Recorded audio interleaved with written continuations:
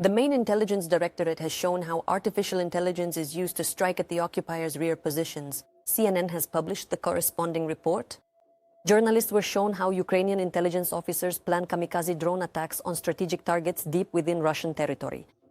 They use the Prism system developed by an American company. It allows operators to control thousands of drones simultaneously during flight. The program analyzes vast amounts of data in just seconds and is constantly learning. Intelligence officers say they have ensured the resilience of their model. The Russians are targeting command centers, but destroying the software is nearly impossible since the system is not tied to a single computer or building. So even if the enemy scores a direct hit on one of the locations, other centers instantly take over control of all the drones. And we continue to raise funds for the scouts of the 130th Separate Reconnaissance Battalion who carry out combat missions every day in extremely difficult conditions and work directly near the line of contact in the Sumy region. The card number and QR code for donations are now on your screens. Today, the unit needs help purchasing a vehicle and components.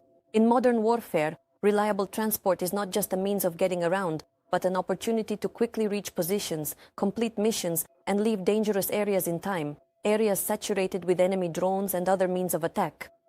It is mobility and speed that often become critically important for the safety of our soldiers and the effectiveness of reconnaissance operations. So every donation is real support for our defenders who risk their lives every day for the sake of Ukraine. Let me remind you that you can donate using the card number and QR code you see on the screen. And right now, the scouts of the 130th Separate Reconnaissance Battalion are addressing all those who care. We, the scouts of the 130th Separate Reconnaissance Battalion, are reaching out to you with a request to help us raise funds for a vehicle and its components. Reliable transportation is the key to survival in the kill zone, which is saturated with drones and other means of destruction. Your support will give us the ability to quickly reach forward positions, complete our mission, and leave the danger zone before the enemy realizes what has happened. We will thank you for your help with an explosive, vivid video report. Glory to Ukraine! Glory to the heroes! The ships of the Shadow Fleet could cause an environmental disaster. This is pointed out by the head of the world's largest ship recycling company. According to brokers' estimates, the Grey Fleet consists of more than 1,500 vessels, and every sixth one is used by Russia to transport energy resources, bypassing sanctions. Most of these ships are over 20 years old, which is the maximum service life. Moreover, this fleet is uninsured and poorly maintained, which increases the risk of accidents. However, due to the war with Iran and the blockade of the Romanian Strait, ship owners continue to operate them. In particular, Russia has brought in 4 more vessels to transport liquefied gas. Oil prices are rising again due to the lack of progress in peace talks with Iran and new strikes. The price of Brent crude increased by 2% over the weekend, reaching $93 per barrel. Washington and Tehran continue to make demands of each other regarding the peace agreement and refuse to make concessions, although President Donald Trump has repeatedly expressed optimism. Meanwhile, Israel has intensified strikes on Hezbollah positions in Lebanon, and Iran attacked an airbase in Kuwait, resulting in American soldiers being wounded. Israeli forces are advancing into Lebanese territory. The corresponding order was given by Prime Minister Benjamin Netanyahu. Despite the ceasefire announced in mid-April, Israel and Iran's ally Hezbollah continue to exchange strikes. Even Netanyahu's opponents support expanding control in Lebanon. According to authorities, more than 3,000 civilians have been killed due to the strikes in Lebanon. More than 1 million people have become internally displaced persons. The war between Israel and Hezbollah is also one of the stumbling blocks in negotiations with Iran. At 7:30, there will be an updated news release, but right now I invite Irina Bagley to speak. Thank you, colleague. And of course, we will start with the front line. Stay with us. The United News Marathon continues, and the Enter News service is working for you. I am Irina Bagley. Greetings. And let's begin with the front line. The most difficult area remains the Pokrovsk direction. It is there that the Russian command has concentrated its largest grouping of troops. The occupiers are not giving up their attempts to break through the Ukrainian defenses near more than a dozen settlements. In addition, it was extremely intense over the past day in the Huliaipol sector, where the invaders launched a massive wave of assaults. The enemy's pressure did not subside in other areas either. The defense forces repelled powerful attacks in the Kostiantinivka, Lyman, Orikiv, and southern Slobozhansky directions. And for more on the situation at the front line, watch our report. On the road to Vovchansk, the occupiers decided to build a crossing over the river using a modified truck. A vehicle with its roof cut off and a trailer was supposed to serve as a pontoon. The fighters of the 57th Motorized Infantry Brigade figured out the enemy's plan in time, let the vehicle get closer, and destroyed it. The wreckage now even blocks access to this section. The Hani Brigade is thwarting attempts by the invaders to break through the state border in the north of the Kharkiv region. The defenders destroy all enemy military targets that come into the field of view of aerial reconnaissance in the kill zone.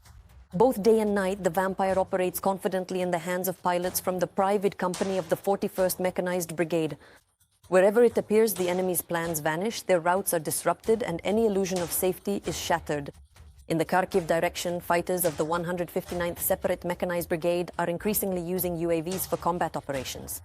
But when necessary, they quickly refit the vehicle to deliver supplies to the front line or to evacuate the wounded or the dead. When he sees the machine gun coming out, he shouts that robots are fighting against us here. You get immense satisfaction and you can see how scared he is. On the Kupiansk sector, brigades of the 10th Army Corps are destroying the Muscovites. They hunt down enemies who try to hide among the forest and ruins. But that doesn't save the occupiers. The outcome for them remains unchanged. Interceptor drones are an effective means of combating Russian drones.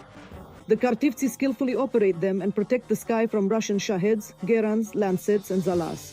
In the Lyman area, operators from the 125th Separate Territorial Defense Brigade are targeting enemy shelters. With FPV drones, they are taking out Russian soldiers both in open terrain and in built-up areas.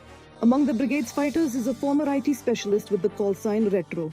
He says he was far from the army, but he completed basic military training with honors and now does what he does best. You know, on the internet, people often talk about mama's boys. Well, one of them is sitting right here in front of you. After completing basic military training, I returned to my native electronic warfare company and continue programming here. After basic training, I started putting everyone in line. Hey guys, tomorrow we get up at 5 in the morning, body armor, helmet, tactical vest, and off we go to dig. Russian assault troops can't hide from our defenders' drones, not even in abandoned buildings or dugouts. And the pilots of the 63rd Mechanized Brigade prove this impressively in practice.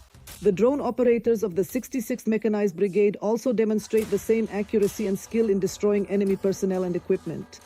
Not even dense greenery can save the Russians. FPV drones will get to everyone.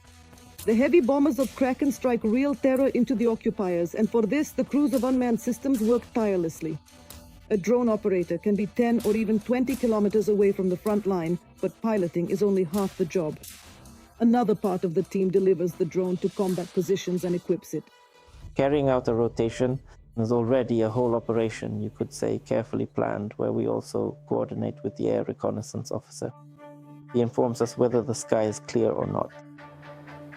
Sometimes we have to wait in holding areas for 2 or 3 hours, but we still push through and rotate the guys. They go to rest and we keep working. The Russians in the Kostiantynivka direction are stubbornly trying to advance. Their efforts are thwarted by the Knights of the 28th Brigade. In particular, these shots show the work of the artillerymen. Neither cover nor concrete can save them from their shells. Another shelter has become a mass grave for the enemy. In the Dobropilya direction, Azov units are holding the line, reinforcing the flanks and stopping enemy assaults. Over the past month, fighters in this sector have eliminated nearly 2,000 Russians, about 100 armored vehicles, and more than 6,500 cars. On the outskirts of Pokrovsk, drone operators from the 25th Airborne Brigade accurately struck the enemy's logistics depot. The Sichislav paratroopers systematically and tirelessly destroyed enemy resources and logistics within their area of responsibility. In the Oleksandrivka direction, fighters from the 23rd Separate Mechanized Brigade turned a rare North Korean multiple-launch rocket system, the Taike-75, into scrap metal. This system is capable of firing rockets at a range of 8.5 kilometers. And the operator from the 426th Regiment of Unmanned Systems skillfully guided the drone into the industrial zone and burned up the occupiers' camouflaged vehicle. With faith in our fighters, Tetiana Litvin, Inter, Podrobitsi, United News Marathon.